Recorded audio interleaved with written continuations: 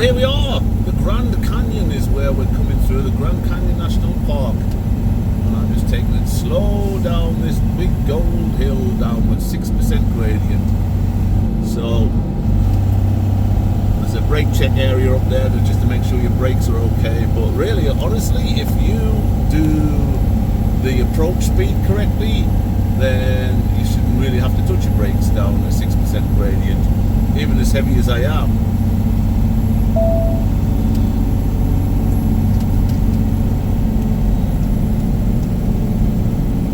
Runaway truck ramp, 3 miles. That's for people who don't know what they're doing.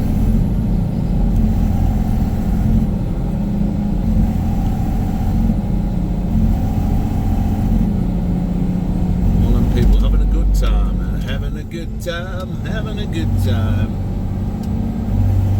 Some pretty amazing scenery here though at the Grand Canyon. Not much room for error there. If you make a mistake, then you're getting over. That's where you're going. Never touch my brakes. 6% gradient. And then need a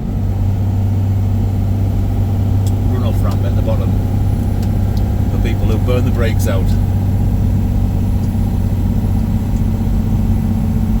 But when I've spoken to a lot of drivers, the new guys, that's had problems, keep telling them it's your approach speed. Always make sure your approach speed is nice and slow, so your base that you're braking is a good low base, like 30 miles an hour or something, and it's easy to maintain that. I mean, I've got the Jake brake on right now. The truck's not even working hard. Still never touched the brakes.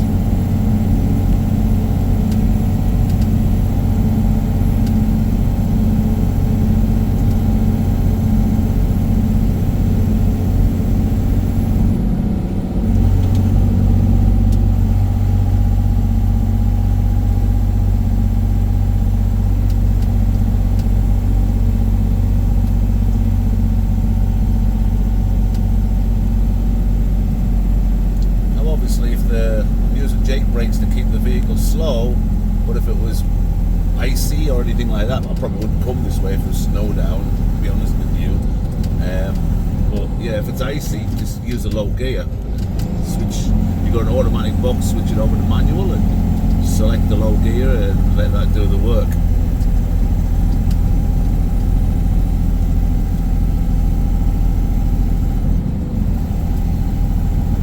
Half whatever you've got, so if you've got a 12-speed box, then stick it in 6. I'm currently in 8, and it's probably doing the job fine.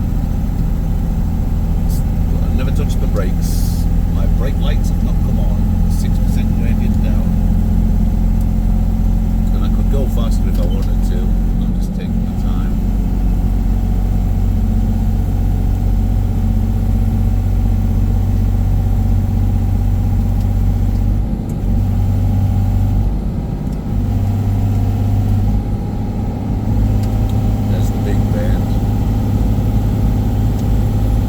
Truck ramp, 1 mile.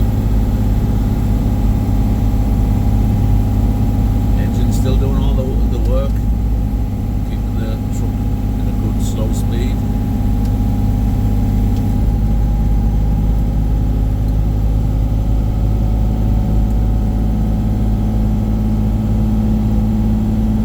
I did a video once, it was funny, for both sides of the pond, and it was all about the exact same thing, about how to go down a gradient, especially a twisty one like this.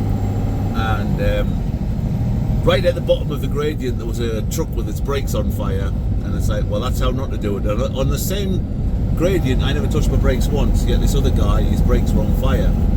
So it's like, that's just perfect for my video. That's just, you know, I couldn't ask for something better. But unfortunately, the camera, what was it? Was I think I had it pointing too far up, so all you could see was the sun visor, and yeah, so it was kind of a big disappointment. But nevertheless, so there you go. We're just getting to the bottom of the gradient now. There's the runaway truck ramp for idiots. Like I said, I never touched my brakes once.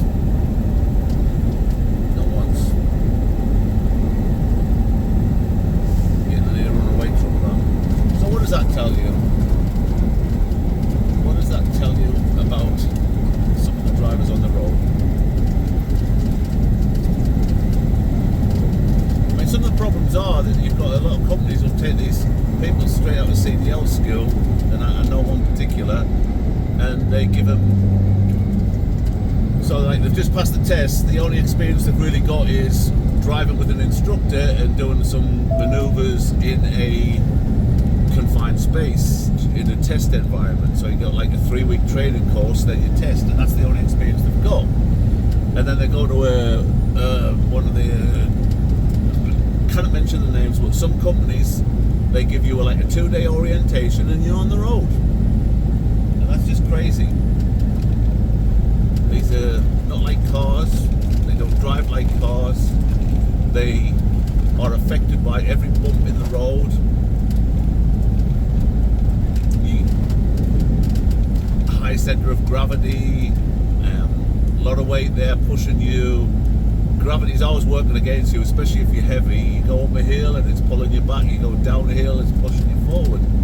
So, unfortunately, there's been a trucking driver shortage. So it's basically if you have a pulse and they're sticking you behind a 80,000 pound behemoth, and it's dangerous. But yeah, there you go. I'm not going to lecture at anybody and bore you all. That was how to go down a 6% twisty gradient through the Grand Canyon, Arizona, without touching your brakes. Thank you. Well, thank you very much.